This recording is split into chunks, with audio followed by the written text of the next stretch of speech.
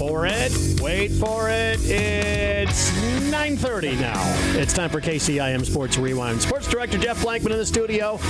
Still waiting on one assistant news director.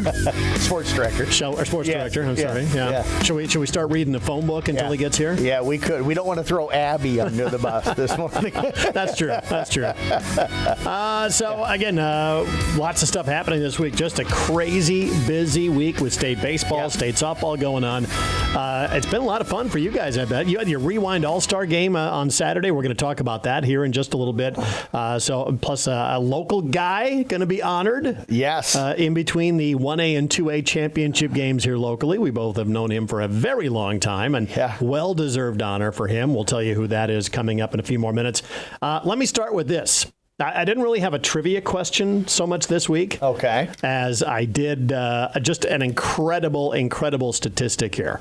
Yesterday marked 27 years to the day that Greg Maddux, one of the great pitchers of all time in baseball, threw a complete game 4-1 win on just 76 pitches. Wow. And his pitching coach says it was 74. Okay. But I think they went back and officially said it was 76. But check out the statistics of Greg Maddux. Of his 76 pitches, only 13 were balls. Yep.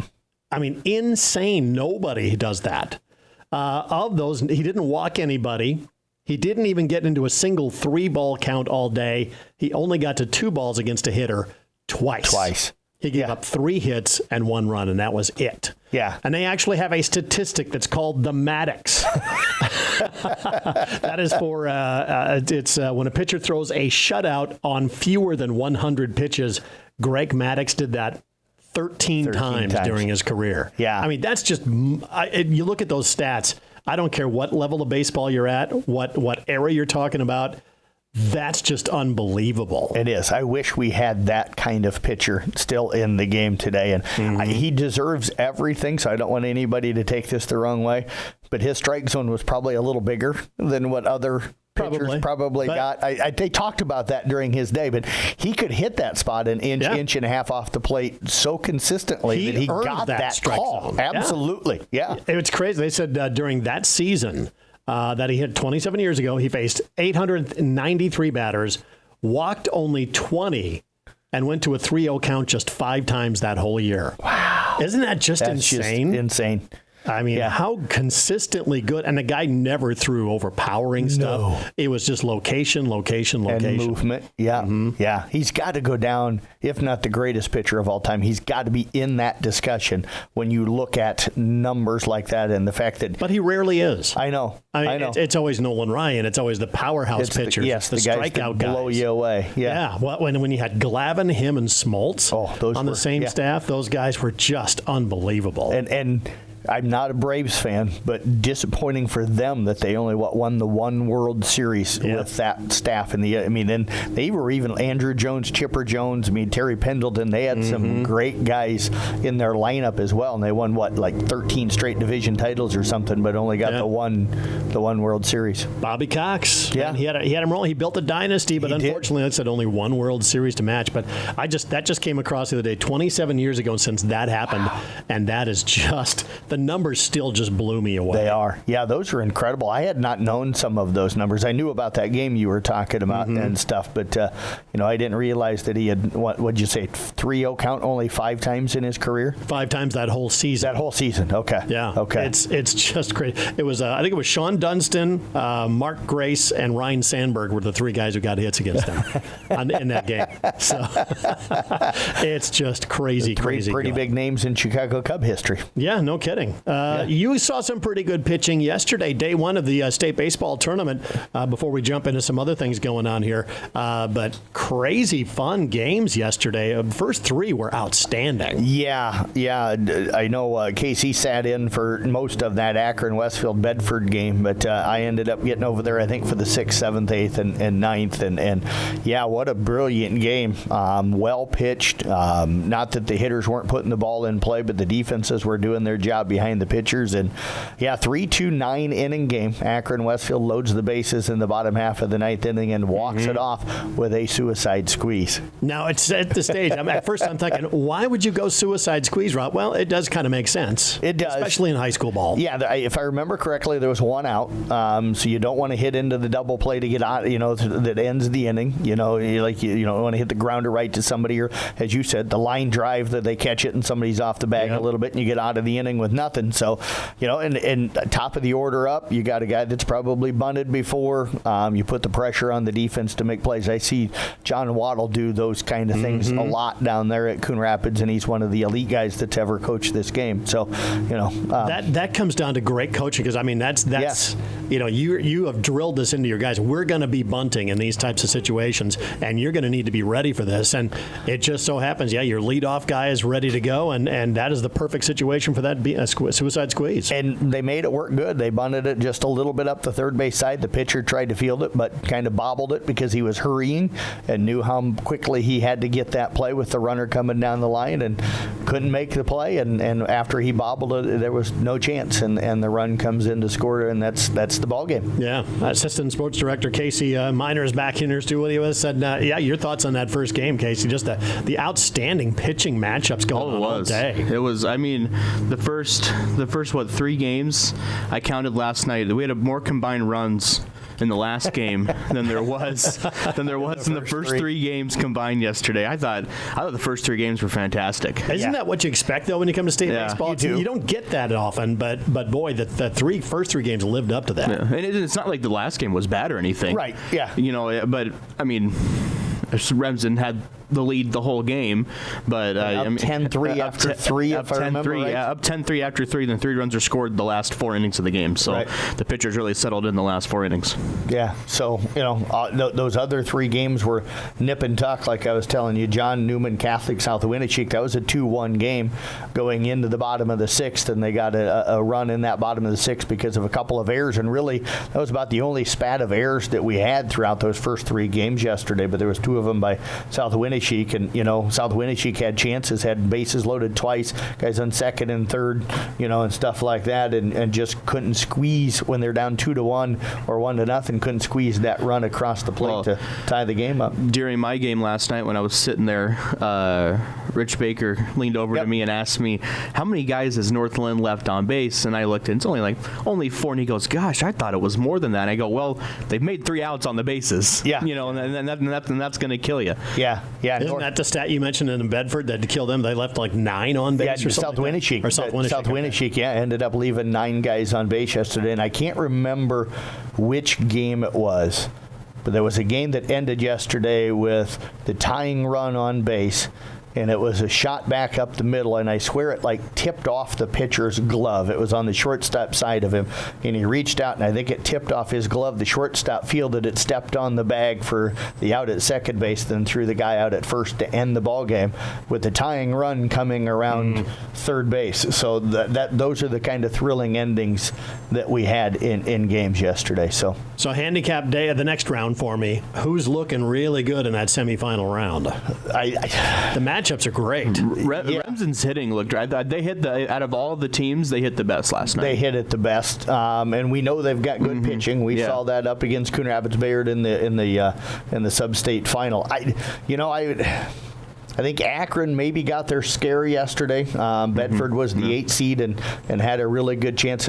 Not knowing the teams as well as I'd like, it's everybody used a pitcher and probably won't be able to bring that pitcher back. Yeah, but a lot of these teams have got deep. I've got Absolutely. 2 or 3 guys that can get them there. Yeah. So and just in watching the first 3 games as closely as I did yesterday, I would say whoever's got the top pitchers and whoever throws better tomorrow is going to be the teams that come out of those semifinal round games. So yeah, it should be a lot of fun. Round 2A today. Unfortunately, you guys are going to be heading up a different direction. You guys are heading to Fort Dodge today. Yeah, we'll be back, and we'll have somebody there on Wednesday. Probably more than likely, Casey will be back over at the state baseball tournament on Wednesday. But the 2A quarterfinals get underway at 11 this morning with Underwood against Unity Christian, and it's Sheraton against Pleasantville, then Sumner Fredericksburg against Wilton and New Hampton taking on Applington Parkersburg. But as you mentioned, we're headed up to state softball. Audubon Audubon plays against West Monona at 3 o'clock today, and that's give or take, a little bit of time. I don't think they'll start early, but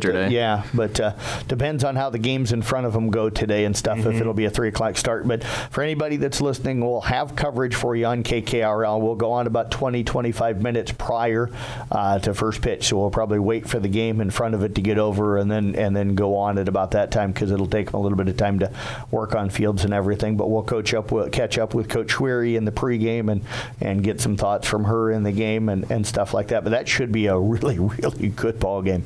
Yeah, 27-4 for Audubon, the 3 seed. West Monona 33-7. And what do you know about West Monona? I mean, they're a team that's kind of in our area, but it just on the fringe of it. We don't see them much. Yeah, they're really good. They pitch well, they hit well, they run well. So the contrast of styles. It is. I would say it is. Yeah, they hit for a lot of power. Their slugging percentage, I think, comes in like 5 something as a team. They've got 17 home runs on the year, but they've also stole 240 bases this year as well. So they get on the base pass, they're going to put pressure on you. They've got a few girls that slap. The Miller girl for them, Casey Miller, is really, really good. I know in talking with Coach Schwery that she's seen some film on her, and she can do everything well. So, and then they've got a couple of pitchers. I'm not sure they're going to go with the Hyatt girl, the senior, probably today, but we won't know for sure. But that would be the top of their 2 pitchers, and she's the senior. So, but this is a really good team. I think, Casey, you said to me that they were ranked in the top 4 most of the year, and then a couple losses late in the end of the season really dropped them. So I think Audubon's got a tough test. Yeah, that's just me. Yeah, and both teams went out and challenged themselves. I mean, I've talked to Coach Schwery a bunch this year, and so have you with our weekly interviews and stuff. And they went out and scheduled really difficult, especially non-conference. They knew the conference was going to be strong with Trainer and Missouri Valley and Loma and some of the other teams in that conference, but they went out and scheduled I-35 and Earlham and Griswold and some of these other elite programs in the area, Martinsdale, St. Mary's and stuff, and they went out and challenged themselves. But kind of the same thing for West Monona. I don't know a whole lot about their conference. I know that Audubon knocked off both Ridgeview and MVAO COU in the postseason, which are out of that conference and were on their schedule. But they went out and scheduled Woodbine like Audubon did. They went out and scheduled the St. Mary's of Remsen. They went out and scheduled Van Meter. They went out and scheduled Estherville Lincoln Central. They played Lewis Central. So, I mean, they went out and played some really good softball teams that were bigger class sizes even than they are, and fared very well against a lot of them. So, I mean, Audubon came in with a bunch of young players this year, but I mean, they played it so well throughout the entire season. At this point of the year, do you really even consider them young players anymore? No, and I think Riley and Taryn, the 2 freshmen that are started last year, I think, and saw a lot of time as 8th graders. So they were kind of veterans in a way coming in. But I think the biggest key when you talk about that part of it could be first time in school history for Audubon and Exira Elkhorn Kimmelton to make the state softball tournament while West Monona was there just a year ago. So you wonder, and even Andy, I think, has talked about that a little bit, about getting through those early nerves, early in the ballgame. And I think it's a good thing. I think I saw that they were going to come up early today anyways, just to kind of get settled and get everything, kind of try to get as much of those nerves out as you can, the Laura and then the awe of being there, I think is going to play a little bit into the game. So, but I think when you got a pitcher like Riley, you can never count Audubon out. Yeah, absolutely. If nobody has been to the state softball tournament, it's a different atmosphere. There are high pressure games going on all over the place. Yeah, you have 2 fields for the quarterfinals, and then they'll start playing 4 and 5 fields.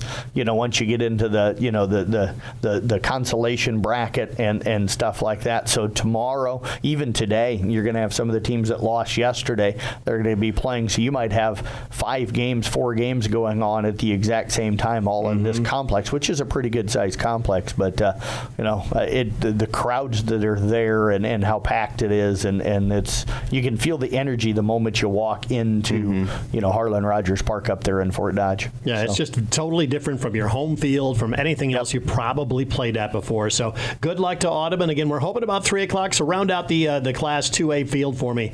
Van Meter's the number 1 seed, 40-1.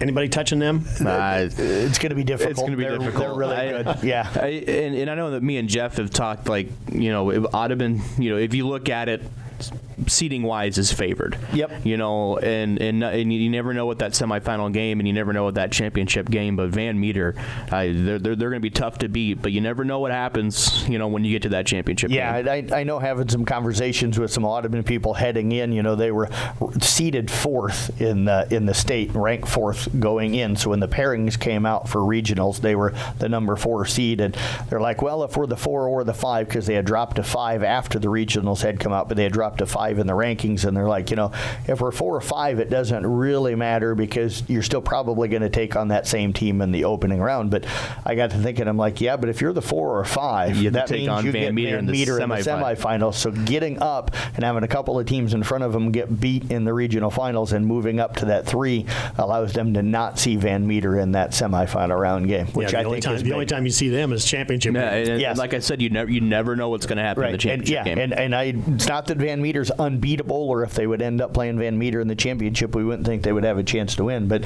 Van Meter's got to be the heavy favorite right now.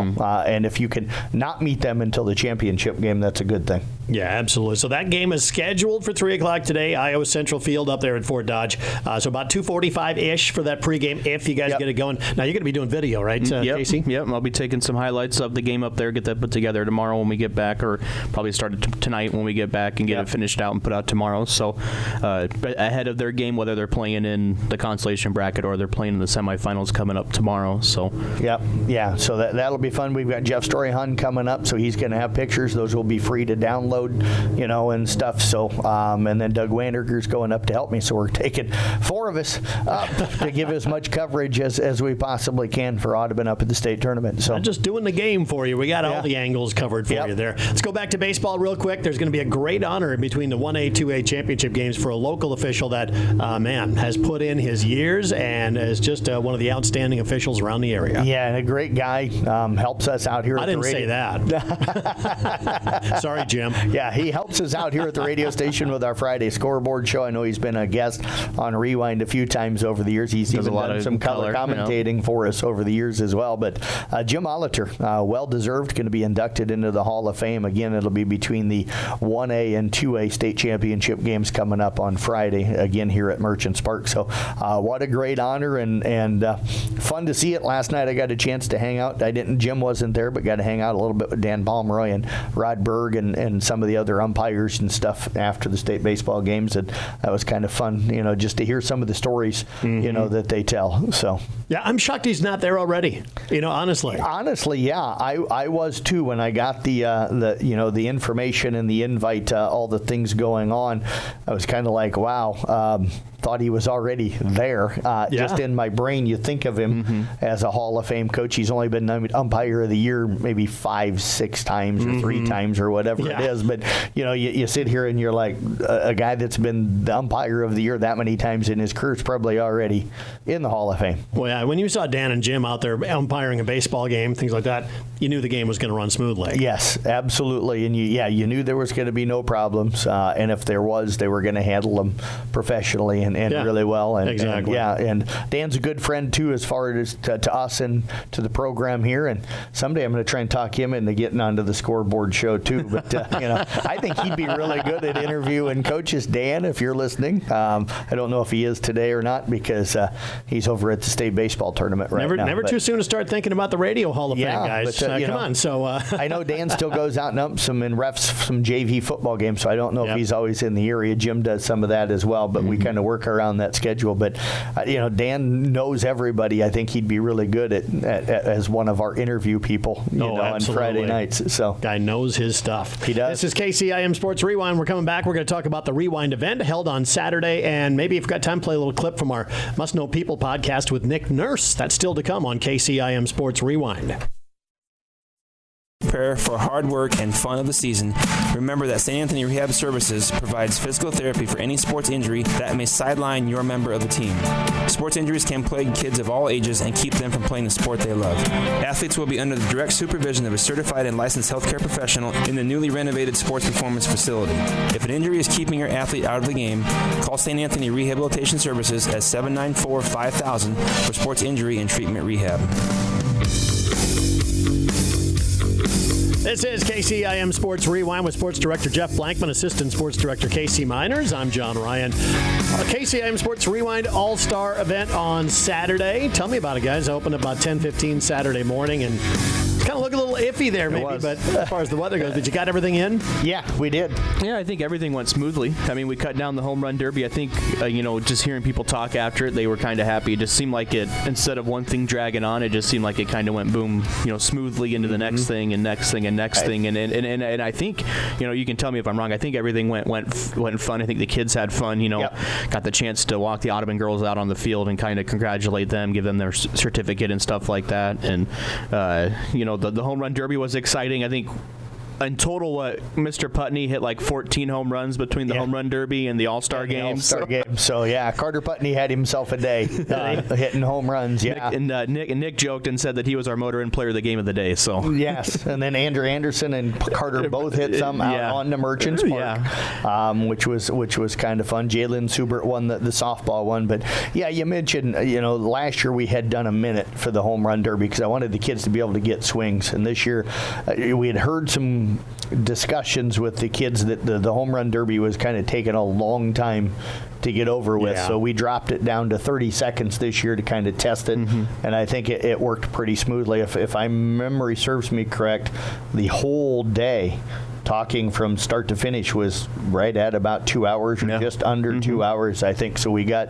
the home run derby in, the All-Star game in, and the awards ceremony in right about 2 hours, or just under 2 hours. So people could come in quickly, have some fun, and then head out. And we got really lucky with the weather. I will tell you, I was up most of the night kind of staring at the forecast and everything, and I got up at 8 o'clock, or before 8 o'clock, I was down at the field at like 8:01 on Saturday morning, because I'm thinking to myself, if I've got to send text messages out and say, hey, the home run derby and the All-Star game is postponed or canceled, but we're still doing the award ceremony, I need to get those text messages out to everybody by 9 o'clock, because I want to give a shout out to DMAC here real quick, and Jeff Storyhan, who of course works there full time, but he had talked to them, and they were going to allow us to use part of their facility for the award ceremony if the rains would have rained us out, so we would have still been able to honor everybody and everything. But I wanted to get that information sent out, so and thanks to Randy Beeson coming down and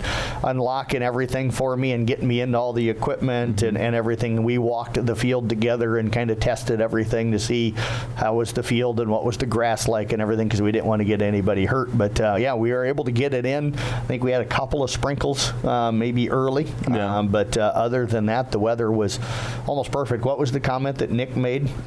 If you'd have told me that we'd have been able to host the All-Star game in July and it would have been 68 degrees. That is true. That was very fortunate for the temperatures. Yeah, and we scheduled morning this year, two reasons. One, I knew we wanted to use the actual softballs and not the slow pitch softballs for the home run derby, because I think it's fun watching those towering home runs fly out on the Merchants Park. Couldn't do it last year because we scheduled it at the same time of a Merchants game, and I knew they were scheduled to play that night. So I'm like, they'll be out on the field early.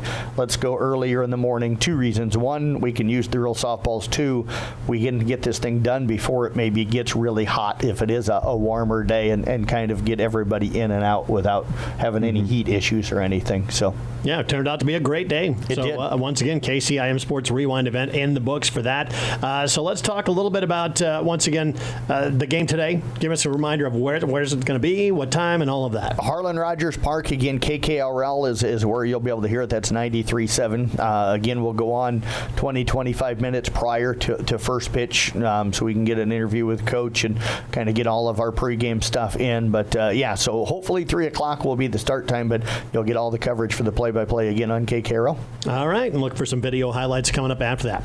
I had a chance a couple Fridays ago to sit down and chat with Philadelphia 76ers head coach Nick Nurse. We did a full-length podcast, Must Know People. It's available now at 1380 KCIM.com. Here's a little clip of that. What I thought it was interesting was back in the day. Now, we're talking 1985 here, how Nick actually wound up with a scholarship at UNI. It's not the way you think it happened. And kind of reminisced a little bit about the old Kemper Gym. Did you ever do a game at the old Kemper Gym? I did. It was remodeled? No, I did not. It was already remodeled by the time I got here. So, yeah. Yeah, we talked a little bit about that. But check this out. Here's a little clip of the Must Know People podcast with Nick Nurse. But you knew you had nature, next level talent, right? I don't know about that. I mean, I played a lot of sports, right? And I think that, just being in the environment I was in with the older brothers all playing and the competitive nature of that, it was going to be decent in all of them. Obviously, our high school team was really good, amazing group of guys. But, when I was getting down to the end of it, I was kind of trying to decide, was I going to play football or baseball or basketball? And nothing really was materializing. We won the state championship in basketball, which kind of made that one kind of jump to the front a bit. That was 85, right? 85, yeah. And then actually what happened was I went to the Dr. Pepper All-Star Games. It happened to be at the Unidome in Cedar Falls and had 3 really good games. And after the tournament, the coach came down and offered me a scholarship. And this is like late July, leading into school starting in August. Wow! So you had no plans before that. I had registered to go there, but I was still looking around, and I was planning on just kind of walking on in football and see what happened, and walk on in basketball, see what happened, and maybe try baseball and see what happened. But I got really lucky there that basketball ended up working out for me there. And then really the next step was I was there and I got a degree in accounting. Was going to go be an accountant, and about my senior year I was like, listen, I love basketball too much. I can't leave this. I'm not going to be an accountant for a while, and started coaching and haven't accounted for much since then. That was a few years ago now. There you go. You got to go back to that 85 team, though, because everybody's talks about, this is the 85 team, but you guys were a team long before that. I mean, you were a group that was cohesive. What was the intangible about that team that made it a state championship to you? Just a lot of things. I think that I always say that we were kind of sitting there in the front row at Kemper games when we were like in 5th and 6th grade, like the whole crew of us, like we'd be there front row. Did you sit on the stage? Just because they had the stage and everything in one gym. We sat on the stage a lot, and we sat on the front row of the other side a lot too. Just total like idolizing, the players. They were going to the state tournament, and that gym was packed with fans.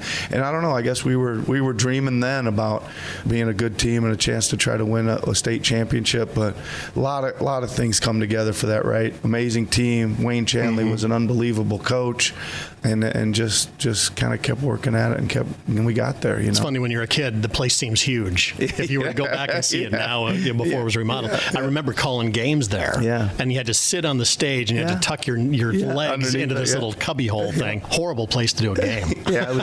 It was a narrow court too. The opposing teams used to complain about, call it the bowling alley and all that kind of stuff, but helped our defense, that's for sure. Pressure defense. Yeah, you don't have to guard side to side all that way. So, interesting stuff when I sit around talking to him. But can you imagine that? He didn't have a scholarship until late July when he played in the All-Star games. I didn't realize that. You wouldn't see that happen today. 40 years later, I don't think you'd see. You might have a situation where a coach sees you or something and talks you into walking on or something like that. But and I guess in today's NIL world, they'd probably just find a way to be able to get you a little bit, be able to pay for you, and stuff. But that's an amazing story and stuff that as good as he was, to not have any schools, to say, hey, I would have walked on in football, I would have walked on in basketball, I would have walked on in baseball. I mean, take your pick. Yeah, that's Dave Winfield drafted by every professional sports league, type of a thing where,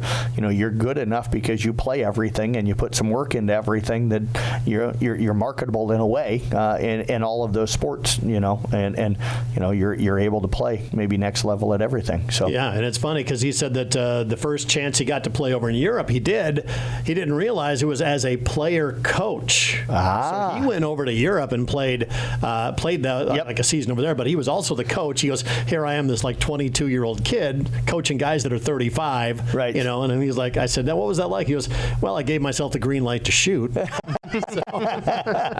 And for good reason. Yeah, no kidding. He was a great shooter. But I did love the old reminiscent about the Kemper Gym. If you guys had not seen, I haven't seen a picture of that place in a long time, and I have a hard time picturing it in my head. Right. I just remember that horrific broadcast situation. So is that the worst one you ever had to call a game in? Yeah, probably. Okay. Because when the gym was packed, Right. you was could no literally room. sit in your little cubbyhole because they had a built-in desk that you had to slide your legs under that Right. you sat off the edge of the stage, and you couldn't move. Right. I mean, you were there for the game. Must have not done a game of DCG softball before. I can't say that I have. It doesn't stick out in my mind. Good for you.